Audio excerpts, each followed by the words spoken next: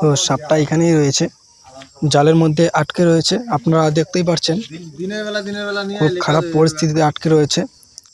ও blade ট্লেড বা কাছে কিছু আছে না? এদিকে আয়, এদিকে আয় একদম। কই গেলি? মোটামুটি 3 ঘন্টার মতো হয়ে গেল সাপটা এভাবেই জালের মধ্যে আটকে রয়েছে। তো সাপটাকে আমরা এখন সুন্দরভাবে রেস্কিউ করে নেব। তো এর জন্য আমার কাঁচি লাগবে, তো কেচি যেটাকে বলা হয়। ব্লেড না কাঁচি হইলে ভালো হয় আর কি, এরকম। হ্যাঁ, কেচি কেচি বুঝতে দেবো। দোকান আছে না? তো দেখতেই পাচ্ছেন সাপটা কিন্তু খুবই খারাপ পরিস্থিতির মধ্যে আটকে রয়েছে। মোটামুটি 2-3 ঘন্টা থেকে কিন্তু এইভাবেই আটকে রয়েছে। তো জায়গাটা দেখতে পাচ্ছেন খুবই কিন্তু খারাপ অবস্থা হয়ে গেছে। এখানটাতে একটু ওষুধ লাগিয়ে দিতে হবে আর কি। তো চলুন ভিডিওটি দেখতে থাকুন, দেখুন সাপটাকে আমরা কিভাবে পুরোপুরিভাবে রেস্কিউ করব এবং ব্যাগে প্যাক করব। তো আমাদের সাথে কিন্তু রয়েছে ফরেস্ট ডিপার্টমেন্টের 5 জন কর্মী, তো যারা আমাকে এখানে কল করে ডেকেছেন সাপটাকে উদ্ধার করার জন্য। আর আমি কিন্তু সরাসরি এখানে সাপটা উদ্ধার করার জন্য চলে এসেছি।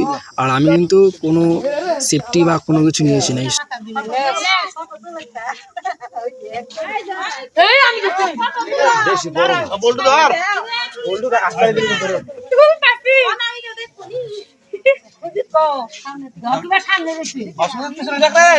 আর এটা কিন্তু একটা ইঁদুর সাপ, মানে দারাস সাপ যেটাকে বলি আর কি। তো সাপটা কিন্তু দেখতেই পাচ্ছেন এখনো ভালোভাবেই রয়েছে, এখনো ভালোভাবেই সুস্থভাবেই রয়েছে, এখনো কোনো ক্ষতি হয়নি সাপটার। তারপরেও আমরা একে প্রাথমিক চিকিৎসা করে তেল বা হলুদ লাগিয়ে দেবো। তো চলুন এখন সাপটাকে জাল থেকে আস্তে আস্তে ছাড়ানো যাক। তো আমাকে সাহায্য করছে ফরেস্ট ডিপার্টমেন্টের একজন কর্মী, তো যিনি হাতে হাতে আমাকে সাহায্য করে দিচ্ছেন। লাল ঠাল ওষুধ নাই, সাপের কি লাল ওষুধ দিলে সাপের কাজ হবে? ওষুধ দিতেই হবে, নাহলে সাপটা মারা যাবে। পোকা লাগবে না, পোকা লাগলে এমনি মারা যাবে। ওষুধ বলতে এখন একটা প্রাথমিক চিকিৎসা আছে, বলতে তেল আর হলুদ হয়, এটাই একমাত্র।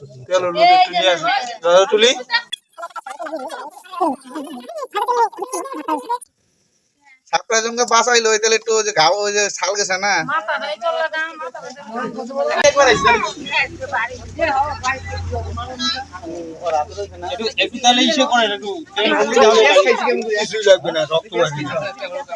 লাগবে রক্ত বেরোতে হবে নাকি?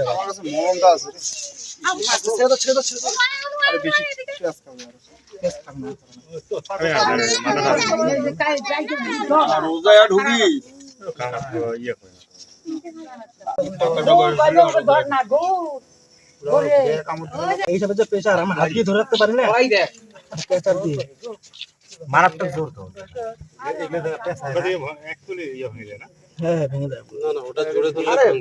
আর এগুলো সব হবে না, ওটা কোবরা ঠোবরা ধরা যাবে না। এই সবটা খুব শক্ত, তো হাত দিয়ে ধরে রাখা মুশকিল।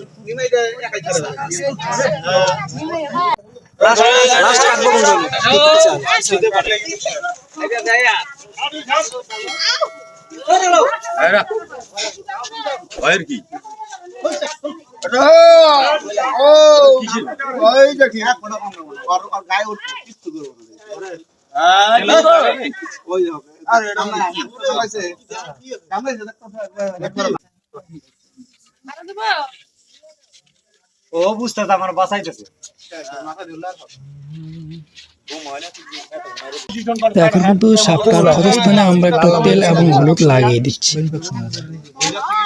তো আমাকে কিন্তু সাহায্য করছে ফরেস্ট ডিপার্টমেন্টের ওই কর্মীটাই, তো তিনি আমাকে খুব ভালোভাবেই সাহায্য করছেন, তেল হলুদ লাগাতেও সাহায্য করে দিচ্ছে। আসলে আমি সাপের মাথাটা এবং পেটটা ধরে আছি, আর উনি কিন্তু হাত দিয়ে তেল আর হলুদটা লাগিয়ে দিচ্ছে সাপটির ক্ষতস্থানে। তো তেল আর হলুদটা লাগানো কমপ্লিট হলেই কিন্তু আমরা এটাকে আবার প্যাক করে নেব ব্যাগের মধ্যে এবং এটাকে ফরেস্ট ডিপার্টমেন্টের হাতে তুলে দেব। সাপটিকে তারা আবার রিলিজ করে দেবে।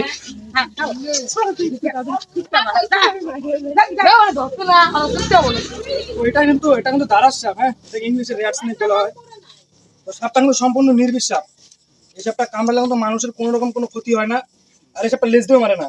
অনেকে বলে সাপটা লেজ দিয়ে মারে, লেজ দিয়েও মারে না। আর অনেকে বলে এই সাপটা নাকি দুধ খায়। কোনো সাপ কিন্তু কোনোদিন দুধ খায় না, কারণ দুধের মধ্যে যে ল্যাকটিক অ্যাসিড থাকে সেটা কিন্তু সাপ হজম করতে পারে না। 24 ঘন্টার মধ্যে কিন্তু সাপ মারা যায়। তাই নাকি? হ্যাঁ, সাপ দুধ খায় না। অনেকেই দেখছে হয়তো কিন্তু দুধ খায় না।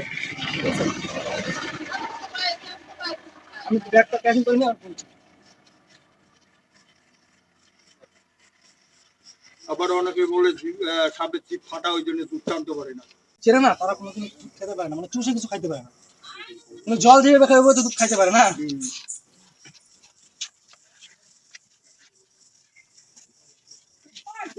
একটু এনে দাও, সাবান আর জল এনে দাও, হাতটা দিয়ে জল আর সাবান এনে দে একটা।